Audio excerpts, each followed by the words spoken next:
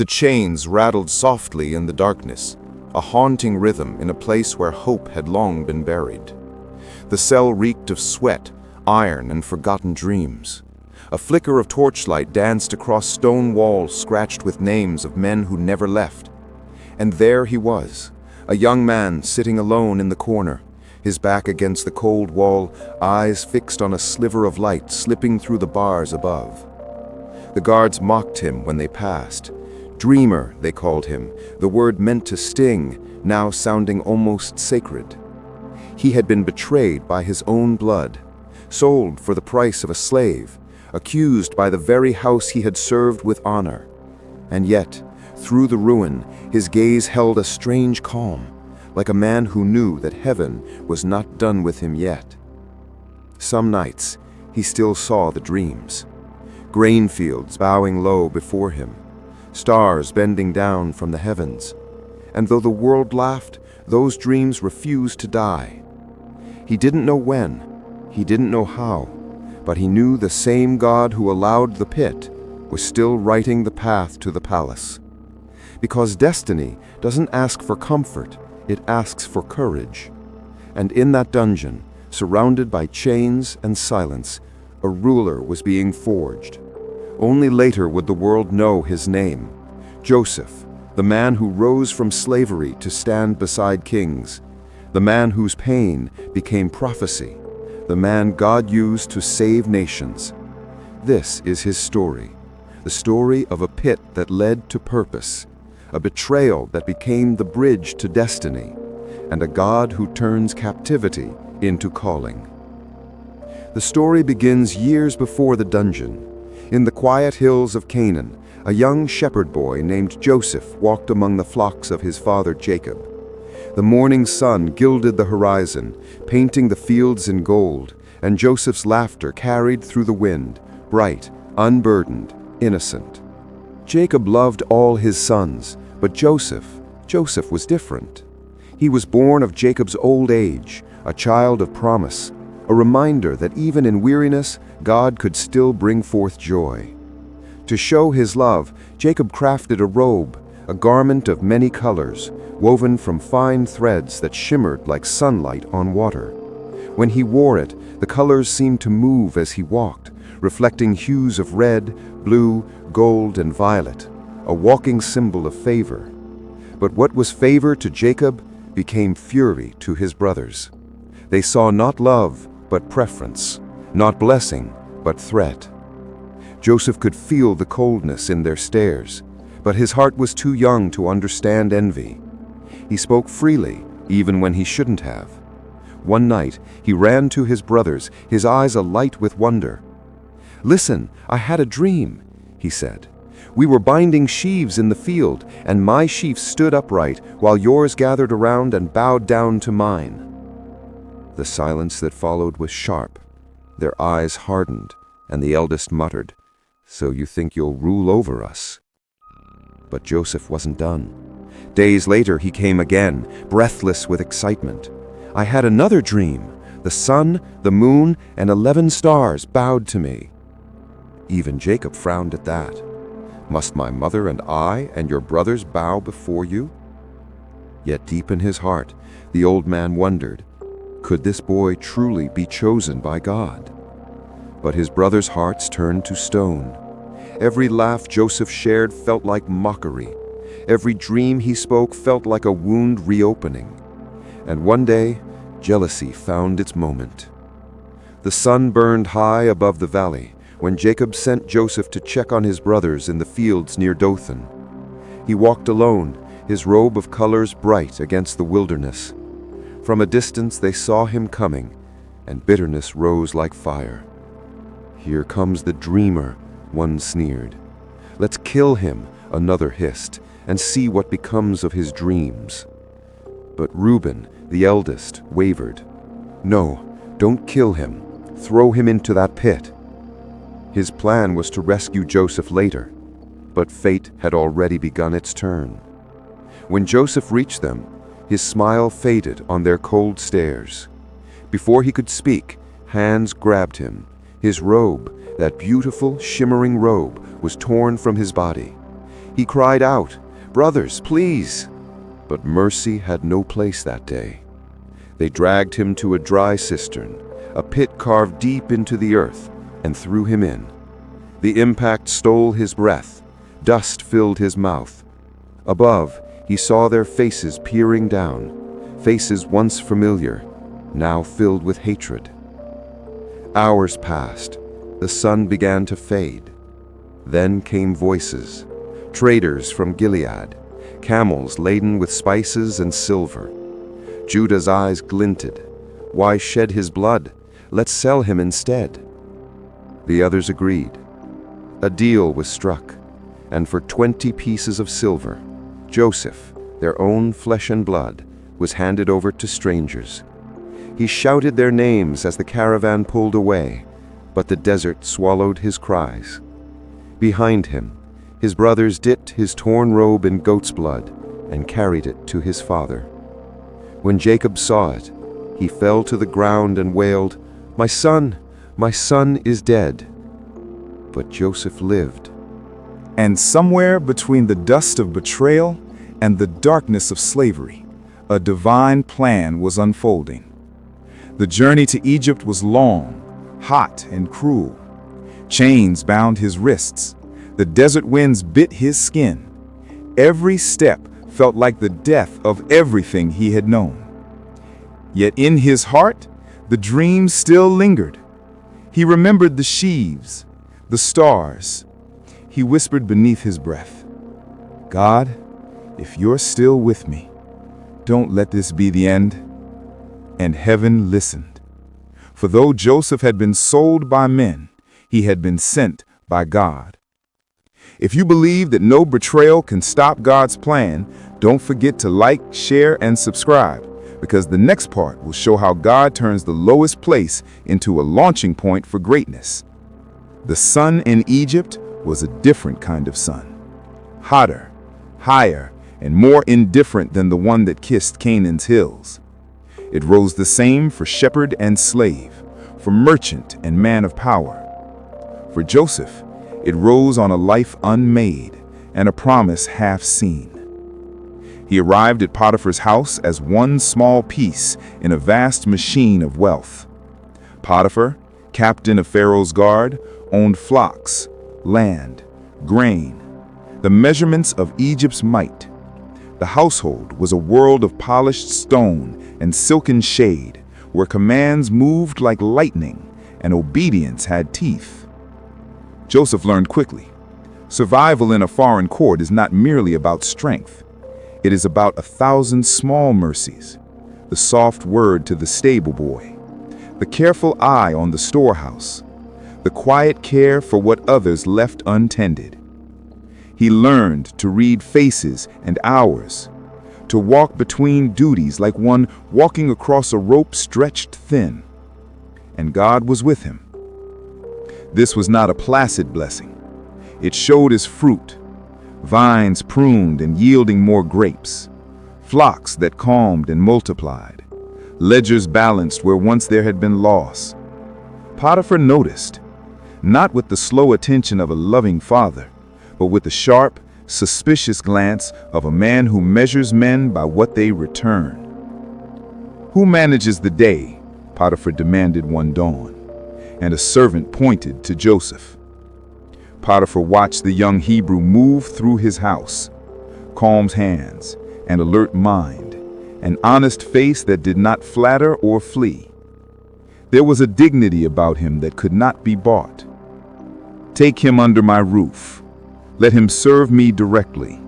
I will set him over my house." So Joseph rose from slave to steward, from nameless to known. He wore no new robe, no crown, but he gained keys. Keys to storehouses, keys to doors, keys to trust. And with trust came a strange new vulnerability. Potiphar's wife lived in the way of those who have everything but lack the restraint to taste it rightly. She watched Joseph as sunlight watches an object, long, intent, unblinking. There is a cunning in loneliness that becomes appetite. There is a cruelty in privilege that seduces with command. She sent for him. At first it was small requests: help arrange the linen, open the wine, move a tray. When he complied, his obedience was the thing that burned her more. It was not the body she wanted. It was the self-control she could not possess. "Lie with me," she whispered one afternoon, when servants had left the courtyard and shadows pooled like secrets. Her voice was silk over stone, warm and relentless. Joseph recoiled, not because he feared the woman's wrath, though he did, but because he feared a higher wrong. "My master trusts me with everything," he answered, voice steady though his heart pounded, "and he has put in my charge all he owns.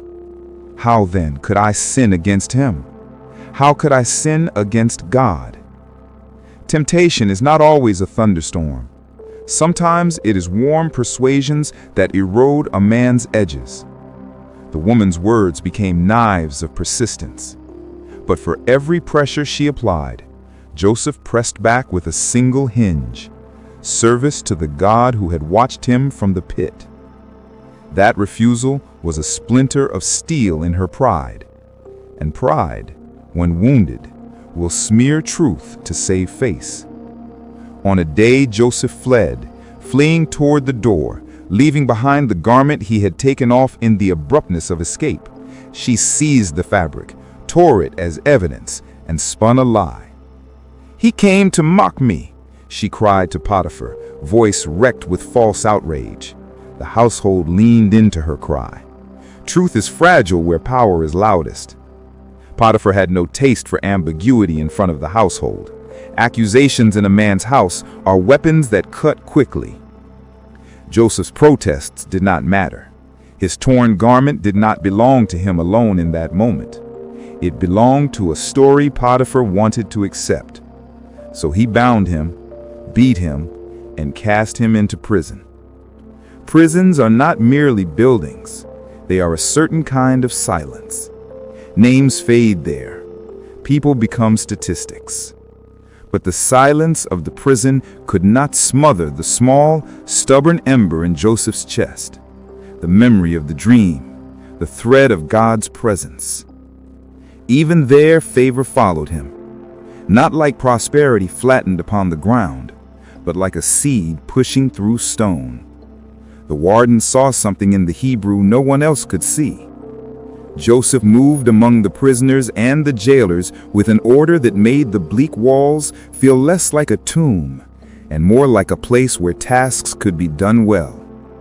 The warden placed responsibility in his hands, and Joseph carried it like a lit lantern in a cave. Then the dreams came to the prisoners.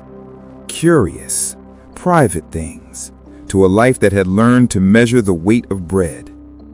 A cupbearer and a baker, once in the king's favor, found themselves in the same dark quarters as Joseph.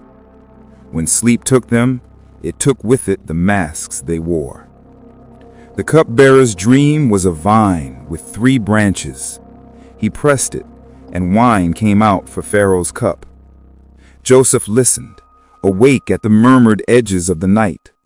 And then he cut the dream with words that seemed both plain and certain. "Within 3 days you shall be restored to your position. But remember me and show me kindness. Mention me to Pharaoh and get me out of this house." And the baker's dream, not sweet but grim, told of baskets and birds, and the meaning was dark. Joseph said truth again. The baker's fate was death within 3 days. His body would hang as food for birds. Interpretation is not only foretelling, it is naming the heart of a thing. The prisoners awoke to the weight of meaning, the cupbearer to mercy, the baker to doom. Joseph asked only for remembrance, a small, almost humble request. "Speak of me to Pharaoh," he said, "and the doors may open." Days passed. The prison kept its usual rhythm. The guards made their rounds, the bakers baked, the cupbearer bore. But time often disguises itself as forgetfulness. The cupbearer drank again from the stream of life, and in the noise of reinstatement forgot the small favor he had promised. The baker's fate did not wait, and fell as Joseph had spoken, swift, final, cold. When Joseph heard nothing, the ember inside him did not flare, it steadied and became patient sorrow.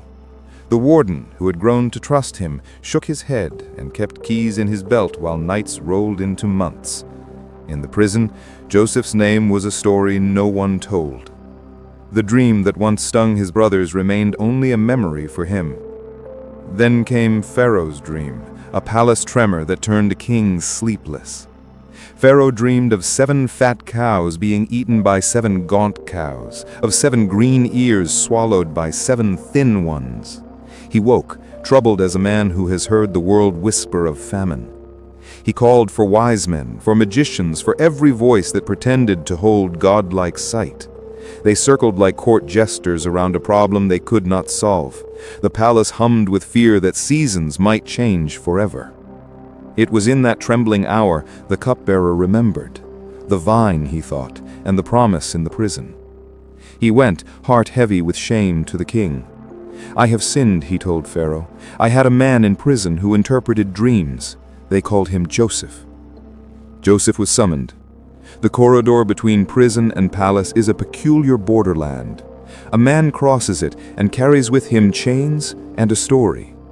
They washed him, dressed him in linen, and brought him before the king. He stood not as he had stood in his father's hills, nor as a steward in a house of gold. He stood as one summoned by destiny's own hand. Pharaoh's court is a place where words measure life. The king himself, tall and shrouded in royal garb, told his dreams. He spoke of cows, of ears of grain, of hunger dressed in figures. The immediacy of the dreams pressed upon the room like a storm. Joseph listened. He did not pound his hands on the table or demand the space a man might take when his greatness finally surfaces. He was quiet, as if the quiet inside the prison had become a kind of wisdom. "Pharaoh's dreams are one," Joseph said, voice steady as stone. "God has shown Pharaoh what he is about to do. 7 years of abundance will come, and 7 years of famine will follow." In the palace, this was audacious. A former slave, a prisoner, naming the plans of heaven. It should have sounded like blasphemy. But the answer cut clean. He spoke of storing grain in the rich years, of appointing overseers, of saving the people who stayed. Pharaoh's court bristled, advisors whispered, and yet every word Joseph spoke matched the math of the dreams, the cadence of reason, and the urgency of survival. Pharaoh looked at his captains. He looked again at Joseph. In an empire where pride often decided a man's fate, Pharaoh did something mad and godly at once. He saw the hand of providence in the eyes of a Hebrew. "Can we find such a one as this?" he said, words that shook Joseph like wind across a plain. "One with the Spirit of God in him?" They dressed Joseph in garments of state. They put a new name on him, as if naming could bridge exile and destiny. A ring, a signet, was placed upon his finger, the king's signet of authority. He rode in Pharaoh's chariot, and the people bowed, not because he had sought it, but because God had arranged it. From the pit to the palace, the route had been circuitous and cruel, paved by injustice and patience. But now Joseph stood where the map of nations could be changed by a single decision. He had been sold for silver. He now held a treasury that could save nations. Still, power did not erase the pain that shaped him. The robe he once wore, torn and dyed with false blood, remained a ghost in his memory. The face of his father, the echo of his brother's footsteps leaving the pit, these were not vanities to him, but the embers that kept his soul warm against triumph's coldness. Joseph did not forget the warden's keys or the taste of prison bread. He took mercy and method in equal measure. He appointed overseers, not executioners, storehouses, not hoarded gold. He became a steward of nations rather than a lover of power. And as the first year of plenty swelled and barns brimmed with grain, the world outside shifted like weather. Traders came from the east and from the west. Neighbors who had scoffed now stood in line not to mock, but to buy life. Egypt became a refuge in a world about to thirst. The last thing Joseph did before the famine shadow fell like a hand across the fields was speak to one elder official and say a name that burned like a private prayer. Prepare for my father and my mother and my brothers, for one day they may travel to buy grain. The narrative had turned. The dream that once marked him for scorn now marked him as a steward of mercy. But the ledger of fate is not yet closed. Power answers with its own tests. Pride, reconciliation, and the question of what to do with the men who once threw you into a pit. Joseph stood on the edge of a new season. The hunger that would come was a test he could see and plan for. The harder test, the inner reckoning with brothers, betrayal, and forgiveness, waited like an undertow beneath the surface of his triumph. He had been a slave. He had been scorned. He had been honored. But the most dangerous room in the palace was not the throne room. It was the heart. There the hardest decisions live.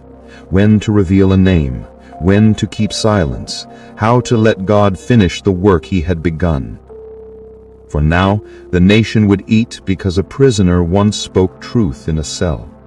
Joseph's rise was not merely career advancement, it was God's strange economy, where suffering seeds stewardship and where the pit's darkness becomes the palace's archive of grace.